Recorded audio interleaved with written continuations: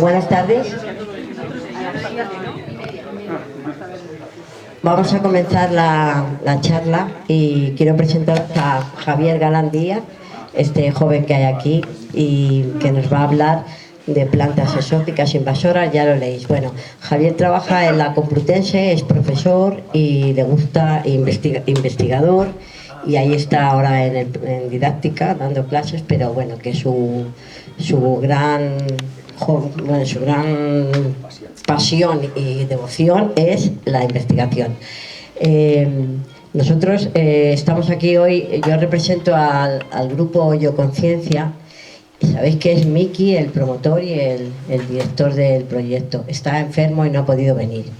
Miki, Teresa Fillol y yo, hace 3 años, por iniciativa de Miki, pensamos que la ciencia se podía acercar a los vecinos de Hoyo. Entonces hicimos la propuesta al ayuntamiento. El ayuntamiento acogió el proyecto y aquí estamos. Hemos cambiado de ayuntamiento, pero Juanjo, nuestro concejal de Participación Ciudadana, ahora mismo en el gobierno del ayuntamiento, pues también apoya la iniciativa y le damos las gracias. Y bueno, pues eso, esperando pasar una buena tarde en la que Javier nos hable de cosas interesantes. Muchas gracias a todos. Perdonad, aunque ya lo sabéis, el espacio es 22 sentidos, lo regenta Mayu, y al final pues ya sabéis que el formato de la tertulia es escuchar un poco y luego al final tomar una copichuela y hablar y preguntar también a Javier y interlocucionar con nosotros mismos. Venga, muchas gracias.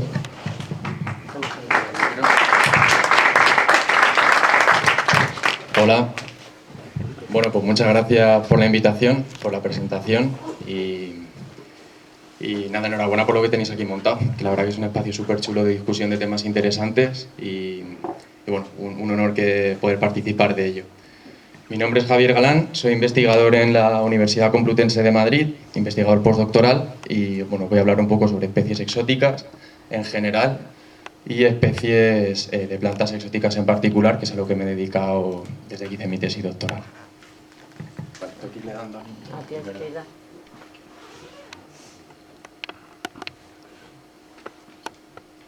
Vale, pues he dividido la charla en 3 partes. Primero vamos a definir qué es una especie exótica.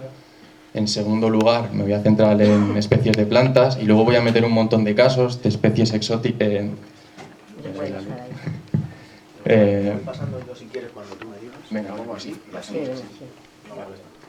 Y luego voy a hablar de una serie de casos de diferentes grupos taxonómicos, de microorganismos, animales, otra serie de animales exóticos que bueno, conocéis de sobra, estaréis cansados de verlos, exóticos aquí en la península ibérica. Y bueno, voy a presentaros un poco su problemática y cómo han llegado hasta aquí y los impactos que causan. Vale. No, perdón, nos quedamos en esta. ¿Sigo? No, en esta primero. Bueno, en primer lugar, ¿qué es una especie exótica? Una especie exótica es aquella que es transportada por el ser humano, ya sea de forma accidental o deliberada, fuera de su región nativa. Es transportada a sitios donde nunca podría llegar por sus propios medios de dispersión. Lo normal, cuando introducimos una especie fuera de su zona nativa, es que no pasa absolutamente nada, es que esta especie se muera, que no está adaptada a estas nuevas condiciones y por tanto es la especie, el individuo que es transportado muera. Un pequeño porcentaje de casos de especies que son introducidas fuera de su zona nativa sí que consiguen prosperar, es lo que vamos a llamar especies exóticas casuales. Aquellas que no solamente consiguen soportar las condiciones del medio donde son introducidas, sino que además se reproducen con facilidad en números grandes y se propagan desde el foco de introducción, es lo que vamos a llamar especies exóticas naturalizadas. Y hay un pequeño porcentaje de especies exóticas naturalizadas que se reproducen en números especialmente grandes, se dispersan de forma especialmente rápida desde los focos de introducción y causan importantes impactos en las zonas donde son introducidas. Pueden ser impactos en la biodiversidad, en los servicios ecosistémicos o impactos económicos. Esto es lo que vamos a llamar especies exóticas invasoras. Y un ejemplo, para ilustrar todo esto, que seguro que conocéis, es este de aquí. Es el plumero de la pampa o carrito de la pampa, que es una especie nativa de Sudamérica. debido a esos plumeros tan bonitos que tiene, se utiliza como especie ornamental en todo el mundo. Es una especie más perenne, resiste bastante bien diferentes condiciones. Y en muchos sitios donde ha sido introducida como especie ornamental ha conseguido escapar y convertirse en un auténtico problema. Aquí, por ejemplo, en Madrid es plantada de forma extensiva y no ha conseguido, no es muy frecuente verla silvestrada, pero en el norte de la península ibérica, por ejemplo, es un problema bien gordo. En todas las carreteras del norte de la península es una especie muy frecuente, ha colonizado un montón de taludes y es un problema muy difícil de erradicar. Vale, siguiente diapo. Como os he dicho, una especie exótica es aquella que es introducida de forma accidental o voluntaria fuera de su zona nativa por el ser humano. Si atendemos a un gradiente de intencionalidad, vamos a distinguir diferentes tipos de introducciones, desde introducciones 100% intencionales a introducciones pues, 100% accidentales. Esta clasificación la he cogido de un artículo de Hume y colaboradores que se publicó en 2008 y es la que voy a utilizar para presentar los diferentes tipos de introducción. Si atendemos a introducciones 100% intencionales, son las que entrarían dentro de la categoría de bienes. Y dentro de esta categoría vamos a comentar tres en particular. La primera son bienes que son liberados. Por ejemplo, aquí he puesto una fotografía de un siluro o de un black bass. Estos son especies que se han introducido en la península ibérica. Son introducciones oficiales. En el caso del black bass, y en el caso del siluro, pues una introducción de un señor que vino aquí, soltó una serie de alevines y ya han colonizado grandes ríos de la península ibérica. Son peces que son nativos de Europa o de Norteamérica. Se han introducido intencionalmente. Otro ejemplo de introducción intencional es lo que aquí llaman escapes, que sobre todo es el caso de mascotas. Por ejemplo, la cotorra argentina o la tortuga de Florida, especies que se venden en la península ibérica, que en algún momento se escapan, alguien se cansa de ellas y las libera de forma, las liberan a propósito pues en el río más cercano o en el parque más cercano. Y otro ejemplo de introducción intencional sería la de especies invasoras que van asociadas, o sea, la de especies que van asociadas a la introducción de otras especies intencionales. Por ejemplo, cangrejo rojo americano aquí en la península ibérica, que se introdujo en la década de los 70, fue una introducción intencional. Lo que no sabíamos es que asociado al cangrejo rojo americano va el parásito de la phanomicosis, que no hace nada al cangrejo rojo americano, pero para el que es nativo de aquí es mortal. Las tasas de mortalidad son del 100%. Otros tipos de introducción ya menos intencionales serían lo que por ejemplo aquí llaman polizones, que es el caso de por ejemplo el mejillón cebra o el caso del cangrejo azul. Son especies que son introducidas, son sacadas, entran en aguas de lastre o van asociadas a cascos de barcos. Con ello viajan desde su zona nativa hasta nuevas zonas donde son introducidas y ahí forman nuevas poblaciones. Y luego otros tipos de introducción que no son directamente introducciones causadas por el ser humano, pero sí que van asociadas a infraestructuras humanas. Es lo que aquí clasifica como introducciones vía corredores o introducciones no asistidas, como es el caso de migraciones desde el Mar Rojo hasta el Mar Mediterráneo a través del Canal de Suez, o por ejemplo de especies que se ven beneficiadas por infraestructuras como carreteras, como es el caso del ailanto, como es el caso del carrizo de la Pampa, que pues bueno, aprovechan estos corredores para irse dispersando.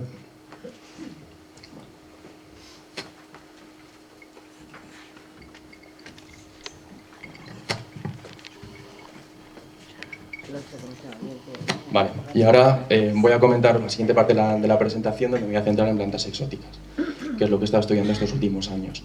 Aquí he puesto algunos ejemplos que seguramente os sean familiares, como es el caso de la uña de gato, que ha colonizado un montón de ecosistemas litorales aquí en la península, carrizo de la Pampa, el ailanto o la chumbera, de plantas del género Puntia. En esta primera gráfica quería mostraros cómo es la acumulación de especies exóticas en diferentes regiones del mundo en los últimos 5 siglos. Aquí cada línea muestra un continente diferente, que para el caso es un poco irrelevante, pero lo que podemos ver es cómo hasta mediados del siglo 19, la riqueza de especies exóticas en diferentes continentes del mundo es bastante anecdótica, sin embargo luego se dispara. A día de hoy en Europa, bueno, al menos cuando fue publicado este artículo en 2017, se había registradas unas 4.000 especies exóticas. ¿A qué se debe este aumento en los ritmos de introducción y a qué se debe que parece que nunca se va a estabilizar esta acumulación mundial de especies de plantas exóticas? Pues básicamente a una interacción entre diferentes componentes de cambio global, como pueden ser cambios en los usos del suelo, contaminación o la facilidad con la que diferentes regiones del mundo están conectadas a día de hoy, ya no solo con fines comerciales, sino también, me refiero al turismo. Os voy a comentar un caso particular, que es el que he estudiado yo en mi tesis, que es donde nos fijamos es en los patrones de introducción de plantas exóticas entre diferentes regiones mediterráneas. Esta gráfica me parecía muy chula, de un artículo publicado por compañeros de la Universidad Complutense en 2018, donde podemos ver los patrones de introducción entre diferentes regiones mediterráneas. Por si alguno no lo sabéis, hay 5 regiones del mundo que tienen clima mediterráneo, un clima como lo que nosotros entendemos como mediterráneo, no marcadamente estacional, con una estación fría y húmeda, una estación seca y calurosa y 2 estaciones un poco intermedias, que son, aparte de la cuenca mediterránea, regiones de California, de Chile, de la región del Cabo en Sudáfrica y algunas regiones del sur de Australia.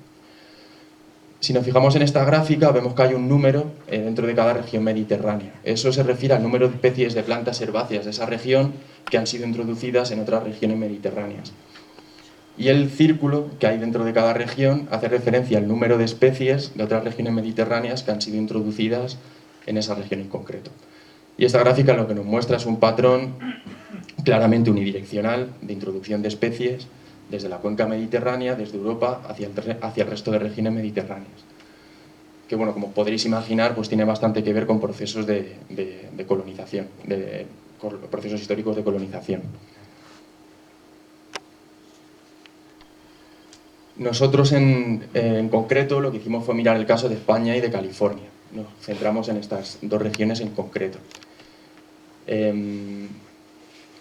Los españoles, la primera vez que pasaron cerca de California fue en torno al siglo XVI. No sé si es 1542 o algo así. Y 2 siglos después, hacia el siglo XVIII, ya habían establecido ranchos, misiones, en los que se importaron las técnicas agrícolas de aquí, de nuestra región. Y con ello, un montón de especies nativas de aquí. A la izquierda, bueno, a la derecha es un pictograma que he encontrado sobre, bueno, cómo podía ser uno de estos ranchos de la época, y a la izquierda podemos ver la curva de acumulación de especies exóticas en California desde 1700 hasta el año 2000. Podemos ver cómo desde 1750, bueno, no ha parado de aumentar, y a día de hoy la flora exótica de California cuenta con unas 1.500 especies. Teniendo esto en mente, nosotros lo que hicimos fue hacer una comparativa de cómo de parecidas son las comunidades anuales de pasto. Nos centramos en ese tipo de comunidad en concreto, de España y de California. Y para ello lo que hicimos fue establecer parcelas de vegetación, tanto aquí como allí. Registramos en cada parcela qué especies hay y cómo de abundantes son. Y el primer resultado que obtuvimos es este que veis aquí. Esto es un análisis donde mostramos lo parecidos que son florísticamente, me refiero a composición de especies, parcelas de aquí de España y de California. En los triángulos veis parcelas de España, nosotros los inventarios florísticos los hicimos en el sur, en Sevilla y en Cádiz, y abajo los círculos son las parcelas de California, que muestreamos tanto parcelas de la costa de California como del Valle Central. Cuanto más lejos están 2 puntos, es que menos se parecen florísticamente. Cuanto más cerca están, es que más especies comparten. Aquí lo que podemos ver es cómo las parcelas de España se agregan entre ellas, que son los triángulos, y las de California, que son los círculos, se agregan entre ellas también. Pero llama la atención cómo hay algunas parcelas de California y de España, que serían las que caen en esta región de aquí, que se parecen más entre ellas que a parcelas de vegetación de su propio país, de su propio continente. Esto lo que refleja es la clara similitud florística que hay entre ambas regiones. De hecho, si cualquier persona que tenga unos mínimos conocimientos de botánica o sepa identificar algunas especies, le sueltas ahí en medio de California, hay algunos sitios donde realmente le costaría saber si está en España o está allí. Porque las especies que dominan los pastos son nativas de aquí, de la cuenca mediterránea. Vale, y una vez hicimos una comparación entre parcelas de ambos sitios, lo que se nos ocurrió fue, vale, para especies que hemos encontrado en nuestros muestreos, tanto allí como aquí, vamos a comparar cómo de abundantes son. Porque si hubiera una correlación entre la abundancia de estas especies en ambas regiones, pues bueno, podría ser un buen indicativo de que cumplen papeles similares en las comunidades de ambos sitios y de que la abundancia en su zona nativa podría ser un buen predictor de su abundancia en la zona introducida. Y sacamos esta gráfica de aquí, donde abajo, en el eje horizontal, podéis ver la abundancia relativa de las especies aquí en España, y en el eje vertical la abundancia, la cobertura relativa de estas especies en California. Cada punto es una especie, que hemos indicado con 4 letras la especie a la que se refiere. Y vemos que la correlación realmente no es muy buena. Parece que la abundancia de estas especies herbáceas que encontramos tanto en España como en California, parece que la abundancia en su zona nativa, en España, establece como el mínimo que alcanzarán en su zona de introducción en California. Es decir, estas especies son mucho más abundantes en California a nivel de parcela de lo que lo son aquí. ¿Y esto a qué se puede deber? Pues bueno, hay bastante evidencia, bastantes artículos científicos que parecen defender que como estas especies, cuando fueron introducidas en California, fueron introducidas junto con las técnicas agrícolas que había aquí en España, en la cuenca mediterránea, podrían estar preadaptadas a usos intensivos de usos de explotación del suelo, cosa que la flora de California no lo estaría. Y eso podría explicar por qué son mucho más abundantes allí. Vale, y esto podéis pensar, vale, y a mí, ¿qué me importa 3 pepinos que la flora de California esté dominada por especies de España, o que haya plantas exóticas en España, o que haya plantas exóticas en cualquier lugar del mundo? Las plantas, voy a pasar a comentar cuáles son los impactos más grandes de la flora exótica, referido a lo que hemos encontrado nosotros en California, pero en cualquier ecosistema del mundo en general. En primer lugar, la consecuencia más directa de que un sitio sea colonizado por especies exóticas es la pérdida de biodiversidad de los ecosistemas donde son introducidos. En California hay muchas especies que están en peligro debido a la abundancia abrumadora de especies nativas de aquí. Aquí quería mostraros otros 2 casos. Lo de la izquierda es un ecosistema de Sudáfrica que ha sido invadido por pino carrasco, Pinus alepensis, que es un pino nativo de aquí. Fijaros cómo todo el monte está dominado por él. Y lo de la derecha es Santa Elena, que es una isla perdida ahí en el Atlántico. Está completamente dominada por una planta similar al aloe, que fue introducida allí. Esto aplicado a sistemas herbáceos, que es lo que hemos trabajado nosotros en California, pues hay muy pocas especies que dominan absolutamente todo.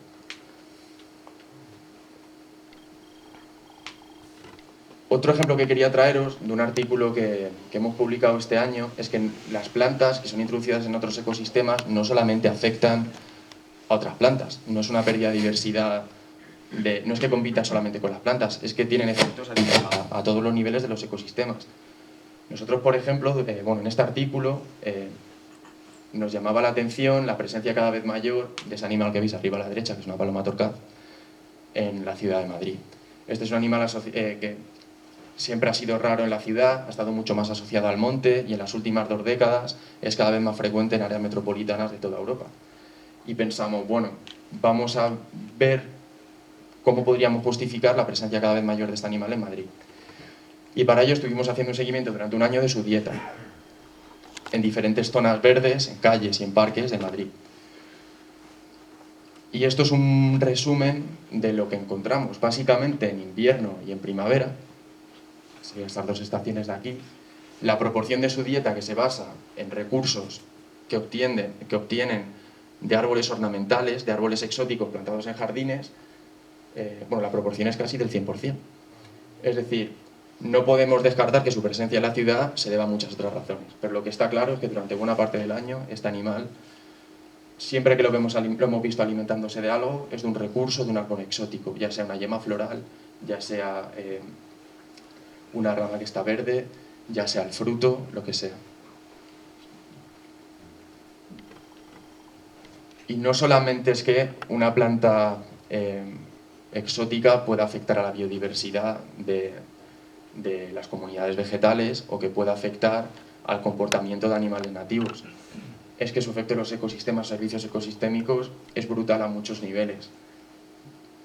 Por ejemplo, arriba os he puesto dos imágenes, la de arriba a la derecha es la de un incendio en California. Los ecosistemas mediterráneos son ecosistemas sujetos a fuegos frecuentes, cada X años, ya sean pocos años, ya sean varias décadas, suele haber un incendio que ayuda a regenerar muchos de estos ecosistemas, son incendios naturales. La frecuencia de estos incendios va asociada a la flora de la región, no prende lo mismo un tipo de plantas que otro, de la misma forma que no se regenera igual de bien después de un incendio un tipo de plantas que otro. La introducción masiva de especies exóticas altera el ritmo de estos incendios y pueden ocurrir dos cosas, que hay incendios muy frecuentes, cosa que no es buena para nadie, o que los incendios sean cada vez más frecuentes y que cuando ocurran sean mucho más explosivos, lo cual tampoco es bueno, ni para la regeneración de los ecosistemas, ni para nosotros tampoco. Algo parecido ocurre con zonas que se inundan de forma estacional, como puedan ser zonas de rambla, etc. Cómo discurra este agua, cómo queden protegidos los ecosistemas a estos eventos de inundación, pues depende mucho de la vegetación nativa y de la identidad de esta vegetación. Hay otros muchos servicios ecosistémicos que se ven afectados por la presencia de plantas exóticas, por ejemplo la concentración de nutrientes en el suelo, la retención de nitrógeno, y otros que pueden ser menos obvios, pero que son muy importantes también a nivel económico, como es el uso recreativo que damos nosotros los humanos a las zonas naturales. Tú cuando vas al campo quieres ver un campo bonito, diverso, con un montón de flores y especies nativas. No quieres ver un campo únicamente dominado por una sola especie. Abajo os he vuelto a poner la imagen de esta isla de Santa Elena completamente dominada por una especie que no tiene nada que ver con su vegetación nativa. Esto obviamente tiene sus costes también a nivel económico, en términos de turismo. Aquí os he traído otro ejemplo de una planta, que es el camalote o jacinto de agua, que ha sido introducida en algunos ríos de la península ibérica. Es una especie que tiene esa flor, es una planta que tiene esa flor tan bonita y que se ha cultivado en estanques, la gente la tiene en jardines, que de alguna forma ha conseguido escapar, ya sea que una semilla ha llegado a un río o que alguien la ha soltado por ahí. Y la problemática a día de hoy es brutal. Estos son imágenes del río Guadalquivir, no sé exactamente de qué tramo, pero podéis ver cómo domina absolutamente todo el río, lo ha tapizado entero, con las consecuencias que os imagináis que esto puede tener las comunidades de animales del río. No deja pasar la luz del sol, retira los nutrientes del agua, compite con otros organismos fotosintéticos en el río. Y he estado leyendo también hace poco en el río, entre 2014 y 2021, en el río Guadiana, todas las iniciativas que ha habido de erradicación de esta especie han supuesto un coste acumulado de 50 millones de euros. En la mayoría de los casos, por las especies exóticas, lo que más merece la pena son temas de prevención. La erradicación es súper costosa y en muchos casos muy difícil. Otros impactos que pueden tener las especies exóticas son las alergias. No sé si lo sabéis, pero aquí cerca en el hospital de Collado Villalba hay un captador de polen. El grupo de investigación donde yo trabajo lleva la coordinación científica de la red palinológica de Madrid. Y básicamente a lo que nos dedicamos es a estimar la concentración de polen en el aire de diferentes especies de plantas. De forma que se pueda hacer un seguimiento anual y dar alertas cuando los niveles de polen son muy altos. Eso es un servicio, por cierto, al que os podéis suscribir si queréis en internet, en la página de la Comunidad de Madrid. Nosotros estábamos este año analizando los datos del captador polínico de Collado Villalba y lo que nos dimos cuenta es de que había una curva enorme de acumulación de polen de gramíneas que es al que es alérgico por la mayor parte de gente, junto con el de plátano y el de cupresáceas, había una curva de acumulación de polen muy grande en otoño. Y no sabíamos a qué se podía deber, porque las gramíneas florecen en primavera y para verano están secas la mayoría de ellas. Fuimos al hospital de Collado Villalba y lo que vimos, que es la foto que tenéis arriba a la derecha, y lo que vimos es que habían plantado muchísima cortaderia, el plumero del que he hablado antes, el plumero de la Pampa, alrededor del hospital. Esto llama la atención a muchos niveles. Primero, porque es una especie que está regulada por el Catálogo Español de Especies Exóticas Invasoras. O sea que ni se debe vender, ni se debe criar en viveros, y nadie debería ser capaz de plantarla en ningún lado. Lo segundo, por la cercanía de Collado Villalba con un parque nacional. Y lo tercero, porque es una especie alergénica. Si alguien tiene alergia a las gramíneas, es muy probable que esta especie le dé alergia también. Si tú coges un plumero en otoño, lo sacudes, vas a ver que sale una nube de polen brutal y es muy probable que te dé alergia. Lo cual es un delito extra, teniendo en cuenta que se ha plantado en los jardines de un hospital. Esta es la curva que os enseño. Esta es la acumulación de polen de gramíneas en diferentes estaciones de Madrid. Vemos cómo el polen sube en primavera y de repente solo en Collado Villalba hay una acumulación de polen entre septiembre y octubre, que se debe únicamente a especies de gramíneas ornamentales. No solo cortaderia, hay otras más, pero esta es la que más llama la atención. Bueno, y esto es lo que os decía, que os podéis suscribir, esto es un poco de publicidad, podéis suscribir al boletín de la Comunidad de Madrid, de alertas de polen, en tiempo real, y es bastante útil para aquellos que tengan mucha alergia a alguna planta. Entonces, lo que os he comentado es que es muy costoso erradicar especies exóticas una vez están establecidas y bueno, sus impactos en los ecosistemas muchas veces son irreversibles. Entonces, lo más importante es invertir en prevención,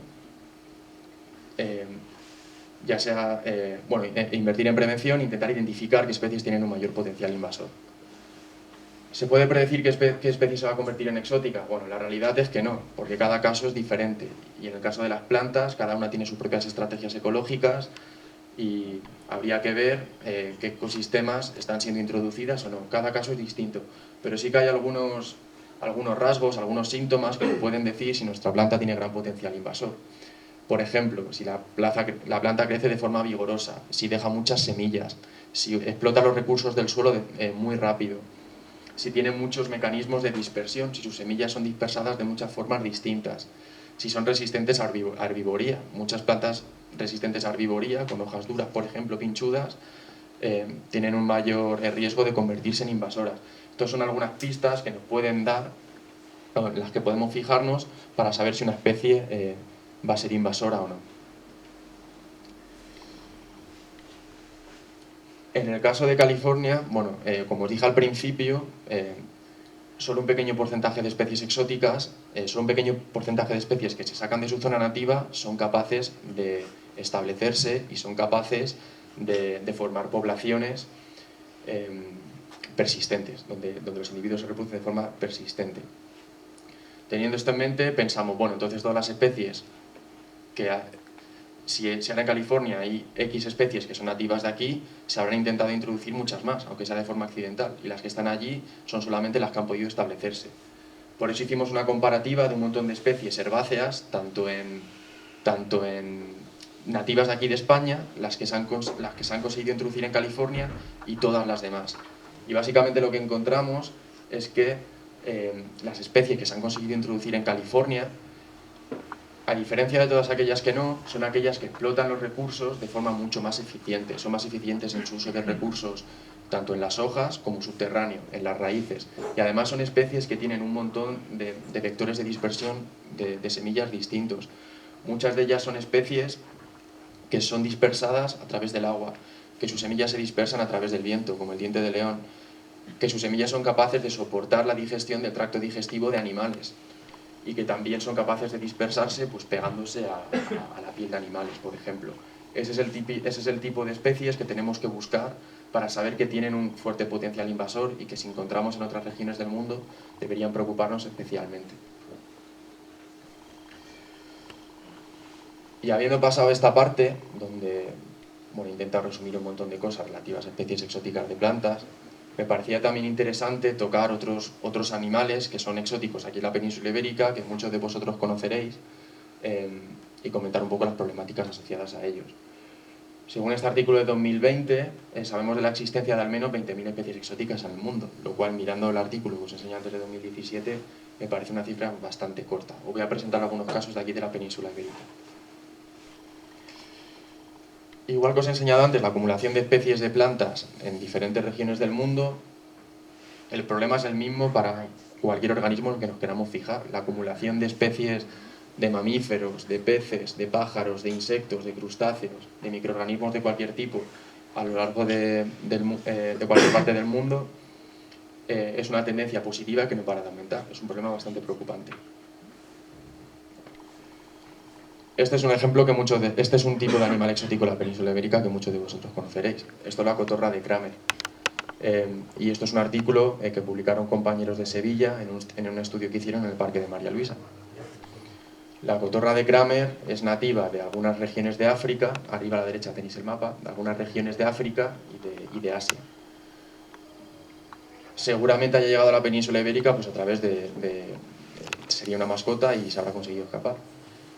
¿Qué es lo que ocurre con la cotorra de Kramer? Que explota los mismos nichos, explota los mismos recursos que animales que son nativos de aquí.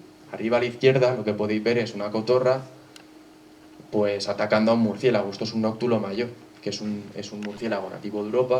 Aquí viven densidades poblacionales relativamente bajas. No es un animal demasiado estudiado y además es un animal que, según la Unión Internacional de la Conservación de la Naturaleza, está amenazado. Lo que podéis ver en las fotos de alrededor de la foto principal es cómo la cotorra de Kramer ataca al nóctulo mayor en los huecos en los árboles donde habita para echarlos, porque quiere explotarlos ella. En los últimos 14 años,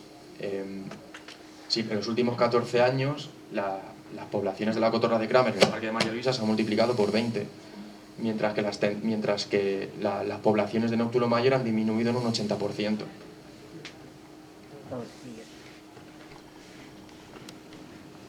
Otra cosa que debería preocuparnos bastante son las especies invasoras, son microscópicas, ¿vale? Que son microorganismos. Aquí os he traído dos ejemplos, que son invasiones causadas por hongos. Arriba a la derecha tenemos el caso de la acronecrosis del fresno. Muchos fresnos nativos de Europa, esto es un problema especialmente gordo en Reino Unido, mueren directamente por la infección de este hongo. Directamente, una vez son infectados, en cuestión de pocos años, empiezan a pocharse y mueren. Están desapareciendo muchos fresnos en Reino Unido. Lo mismo ocurre con algunas especies de olmo nativas aquí de Europa. Es el caso de la izquierda, que es el caso de la grafiosis del olmo.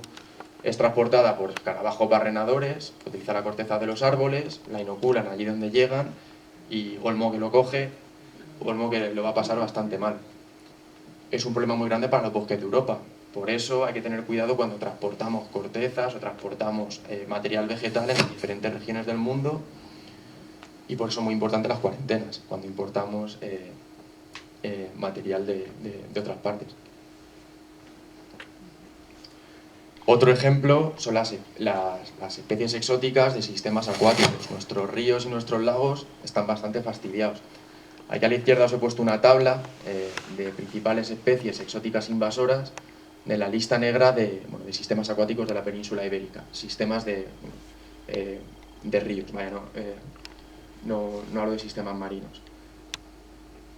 Y a la izquierda, en diferentes colores, podéis ver diferentes grupos de seres vivos que entran dentro de esta categoría. Por ejemplo, vertebrados exóticos de sistemas acuáticos. Tenemos desde la carpa común, black bass, el lucio, el siluro, la lucioperca o el bisón americano. Invertebrados, pues es el caso del cangrejo azul, que es una plaga bastante importante en el delta del Ebro. Invertebrados de agua dulce, pues el cangrejo rojo, que lo conocéis todos, el cangrejo señal. Y plantas, pues el jacinto de agua, como es el que os acabo de mostrar, y otros helechos de agua u otro tipo de plantas. Algunos de estos casos que os he señalado, quería hacer un pelín más de hincapié. Arriba a la derecha os he puesto 3 ejemplos. 2 ya los he comentado, que es el del siluro arriba a la derecha y la lucioperca, que es el de la foto de abajo, y arriba a la izquierda es la carpa. Muchas de estas introducciones son introducciones oficiales. En los años 50 pues a alguien se le debió ocurrir que era buena idea introducir lucios y black basses en los ríos de la península ibérica, que no son animales nativos aquí. Estos animales son grandes problemas a día de hoy, porque los sistemas acuáticos de la península ibérica no tienen grandes depredadores, y todo lo que se han introducido son grandes depredadores por el único fin de pesca deportiva. De hecho, me pareció interesante esta tabla de aquí, donde muestra que en la península ibérica, pues un pelín menos del 20% de las especies exóticas que se han introducido van asociadas a pesca deportiva. Otro caso es el cangrejo rojo. El cangrejo rojo ha sido introducido 2 veces en la península ibérica, una en 1973 y otra en 1974. Estas 2 introducciones se produjeron, si no recuerdo mal, en Extremadura y no sé, en algún sitio de Portugal o Huelva por ahí. Desde esas 2 introducciones ha colonizado el resto de la península ibérica. Obviamente lo ha colonizado porque nosotros lo hemos ayudado también. Allá donde había un cangrejo, pues lo hemos llevado nosotros. El cangrejo rojo, debido a que compite por los mismos recursos que el cangrejo nativo, pues prácticamente lo ha extinguido. A día de hoy es una especie muy amenazada. Además, no solamente hemos introducido el cangrejo rojo, hemos introducido otros muchos, como por ejemplo el cangrejo señal, que se cae arriba a la derecha.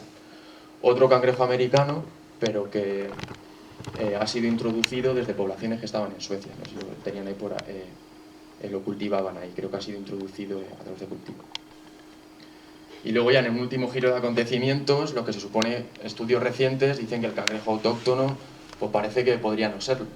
Lo que nosotros consideramos cangrejo autóctono, los investigadores de la Estación Biológica de Doñana, que han estado estudiando en bibliotecas históricas de dónde podía proceder parece que lo han asociado, parece que este cangrejo nuestro autóctono fue introducido pues, en la época de Felipe II y provenía de Italia, introducciones que venían de Italia.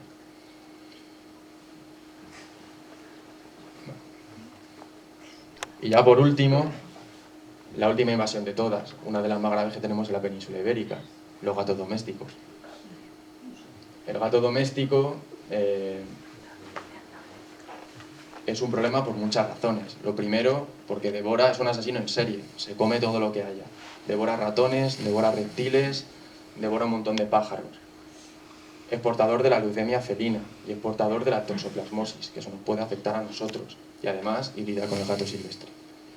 Según la ley, que creo que la pasaron ya el año pasado, es legal mantener estas colonias felinas, donde pues, se supone que mediante el método de captura, esterilización y retorno a la colonia, pues pretendemos controlar este problema. Pero estudios científicos demuestran que este problema no se controla así. Allá donde hay colonias es muy difícil hacer un seguimiento individual de todos los gatos, es muy fácil que la gente los siga soltando, y estos gatos son auténticos devoradores de especies nativas. Y ya por último, en esta diapositiva quería mostraros con un ejemplo de este artículo publicado este año hasta qué punto un gato es una máquina de matar animales nativos. Según este artículo, hay 28.541 gatos domésticos identificados a través de microchip. Este estudio está hecho en la isla de Gran Canaria, ¿vale? Y están identificados en el Registro Canario de Identificación Animal. ¿Qué pasa? Que la gente no registra a sus gatos. Esto representa aproximadamente la mitad de los gatos que se estima que hay en la isla. Vamos a decir que una quinta parte de estos gatos lleva a casa presas con regularidad. Cada gato doméstico que lleva a casa presas lleva 28 presas al año. Según los números, solamente para los gatos con propietarios o que están registrados, estos gatos llevan 1,5 millones de presas al año. Y esas presas son, en muchas de ellos, animales nativos. También hay especies de reptiles introducidas en las islas, me imagino que también cazarán, pero muchos de ellos son especies nativas. 7.500 especies de mamíferos que se ventilan al año, 630.000 especies de reptiles y 280.000 especies de aves. Así que los gatos controladitos y en casa. Y hasta aquí.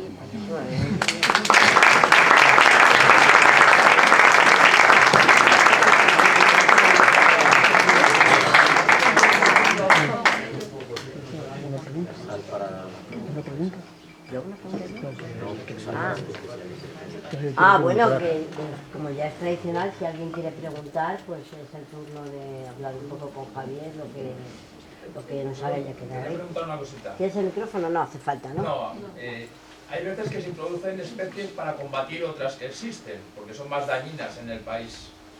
Por ejemplo, en España, imagínate que hay una superpoblación de ratones y entonces introducen gatos o lo que sea.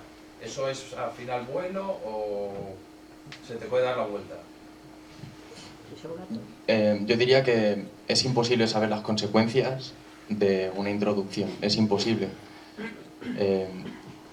Así que yo creo que idealmente, y sin saber mucho del tema,